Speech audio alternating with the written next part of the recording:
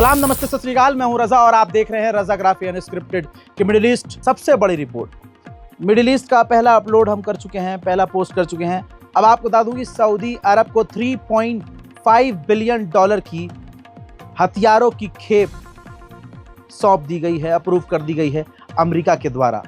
हजरात, हो सकता है और भी हथियार दिए जाएं और हो सकता है इससे ज़्यादा कीमत के हथियार चुपके से अमेरिका ने सऊदी अरब को सौंप दिए हों। लेकिन सबसे बड़ा सवाल अभी ये है, क्यों सऊदी अरब बार बार हथियार ले रहा है और आखिर सऊदी अरब से अमेरिका इतना खुश क्यों है?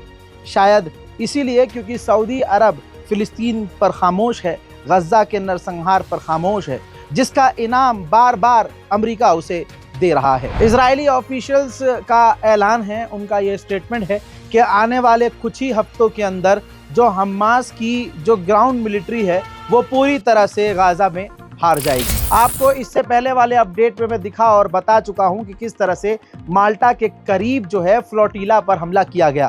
अब माल्टा जो है इन्वेस्टिगेशन कर रहा है, क्योंकि उसको ये समझ आया है, कुछ इंफॉर्मेशन उसे मिली है कि इस अटैक से पहले माल्टा के ऊपर उसके एयर स्पेस में जासूसी जहाज इजराइल के नजर आए थे। इजराइल से जुड़े हुए लोग और इजरायली एजेंसी से जुड़े हुए लोग खतरे में हैं। इजराइल की खुफिया एजेंसी से जुड़े हुए लोग जो विदेशों में हैं वो मास्क लगाकर घूम रहे हैं, जो चाहे आईडीएफ के हों, चाहे किसी खुफिया विभाग के हों। खौफ है उनमें कि पूरी दुनिया उनसे नफरत करती है और कहीं भी उनके साथ कुछ भी हो सकता है। हुथीस को निशाना बनाते हुए हुथीस के बहाने से अमेरिका ने यमन के कई और बड़े इलाकों पर हमला करके यमन को काफ़ी बड़ा नुकसान पहुंचाया है। जहां गज़ा के लिए, फ़िलिस्तीन के लिए सब खामोश हैं, मुस्लिम देश भी खामोश हैं, ऐसे में चाइना ने मांग की है कि यूएन और इंटरनेशनल कोर्ट ऑफ जस्टिस, अंतर्राष्ट्रीय कोर्ट, इजराइल से जो इंटरनेशनल लॉ है वो मनवाए और गाज़ा और दूसरे इलाकों पर इजराइल के हमले बंद करवाए। आखिरकार जो बात हमने कही थी वही हुई। जो बार बार इजिप्ट कह रहा था कि हम इजराइल और हमास की बात करवा रहे हैं, आज इजिप्ट ने ऐलान करके कह दिया है कि बातचीत पूरी तरह से फेल हो चुकी है। क्यों? क्योंकि इजराइल गाज़ा से निकलना नहीं चाहता। दूध का दूध, पानी का पानी हो गया है।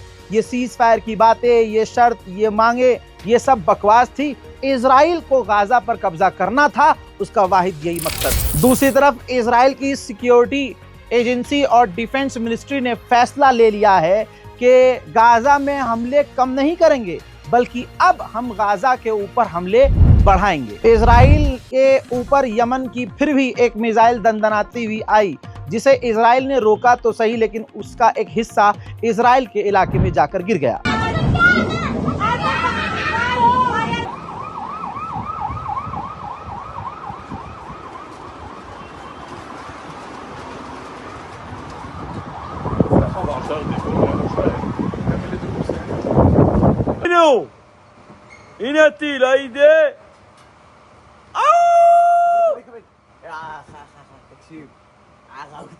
زيروت يا حبيبي بيبي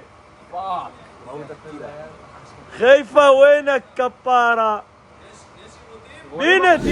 सीरिया के अंदर द्रूज कम्युनिटी के ऊपर बड़े हमले किए हैं और उनको मारने का काम भी जोलानी ने किया है। जोलानी ने सीरिया के अंदर शिया हो, द्रूज कम्युनिटी हो, अलवी सुन्नी हो, उनका नरसंहार किया है।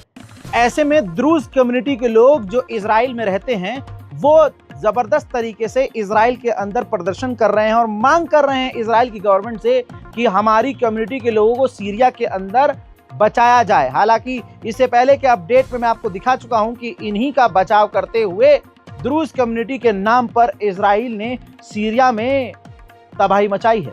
लेकिन फिर भी इजराइल के अंदर द्रूज कम्युनिटी के लोग इजराइल के अंदर प्रदर्शन कर रहे हैं और मांग कर रहे हैं कि सीरिया के अंदर द्रूज कम्युनिटी को बचाया जाए। देखिए,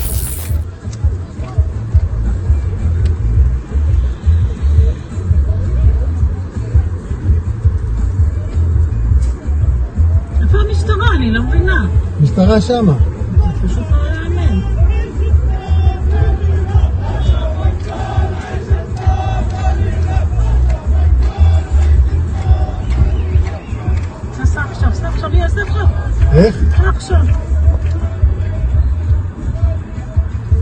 עכשיו לא. איזה עכשיו אנחנו עכשיו?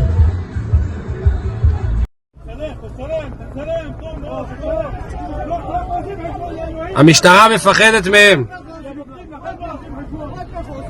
המשטרה מפחדת מהם. אתה רואה מה זה? יש פה שוטרים, הם סוגרים שתי חלקים בכביש 6, יש פה משטרה ולא עושה כלום. इसी तरह से वेस्ट बैंक में भी कत्लेआम जारी है। वेस्ट बैंक में एक फिलिस्तीनी नौजवान को कत्ल कर दिया गया है। वहीं मेरे दोस्तों, मेरे साथ इस तस्वीर को देख लीजिए। वेस्ट बैंक में जो फिलिस्तीनी लोग इजराइल के हमले के बाद घर छोड़कर चले गए थे, अब जब वो कुछ समय बाद वापस आ रहे हैं तो इजराइल की सेना उन पर ओपन फायर कर रही है। इसी तरह से इजराइल का जुर्म लगातार जारी है। गाजा तो गया ही है, लेकिन वेस्ट बैंक में भी तबाही, गिरफ्तारियां, फिलिस्तीनियों के मकानों कब्जा जारी है। एक बार फिर से आपके सामने इस स्क्रीन पर देख लीजिए, कई फिलिस्तीनियों को वेस्ट बैंक से, फिलिस्तीन के इलाके से गिरफ्तार किया गया है। इतना ही नहीं, फिलिस्तीन के वेस्ट बैंक में एक फिलिस्तीनी परिवार के किसी व्यक्ति की शादी हो रही थी, मतलब शादी हो रही थी, तो इस शादी समारोह पर भी इजराइल की सेना ने रेड किया, कईयों को परेशान किया, गिरफ्तार किया। तस्वीरें आपके सामने।